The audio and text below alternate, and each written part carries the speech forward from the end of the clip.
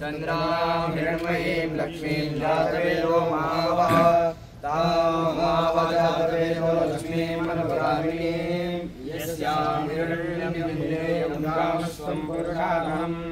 अश्वपूर्वां रथमध्यां हस्तिनागतप्रमोदिनीं श्रियं देवीमुपह्वये श्रीर्महादेवी जुषतां तां सोऽसितां हिरण्यप्राकारामाद्रां ज्वलन्तीं तृप्तां तर्पयन्तीं पद्मे स्थितां पद्मवर्णां तामिहोपह्वये श्रियं चन्द्राप्रभासां यशसा ज्वलन्तीं श्रियं लोके देवदुष्टामुदारां पद्मिनीं शरणमहं प्रपद्ये अलक्ष्मीर्मे नस्यां त्वां आदित्यवर्णे तपसोजातो वनस्पतिस्तव वृक्षोऽथ तस्य फलानि तपसान्तमायान्तरायाश्च अलक्ष्मीः उभैरुमान् देवसखीर्तिश्च मणिना सह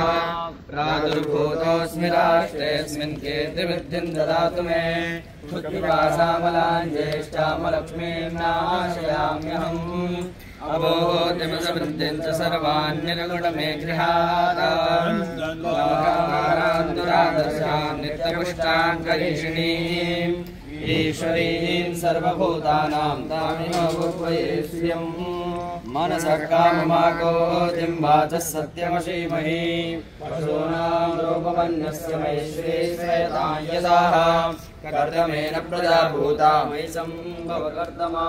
श्रियं वाशय मे कुले मातरं पद्ममालिनीम् आपस्सजन्तु स्निग्धानि चिक्ले तव समे गृहे निजदेवीर्मातरं श्रियं वासय मे कुले आद्रां पुष्करणीं पुष्टिं पिङ्गलां पद्ममालिनीं चन्द्रां हिरण्मयीं लक्ष्मीं जातवेदो मावः आद्राय्यकर्णीं यष्टिं सुवर्णां हेममालिनीं सूर्यां हिरण्मयीं लक्ष्मीं जातवेदो मावः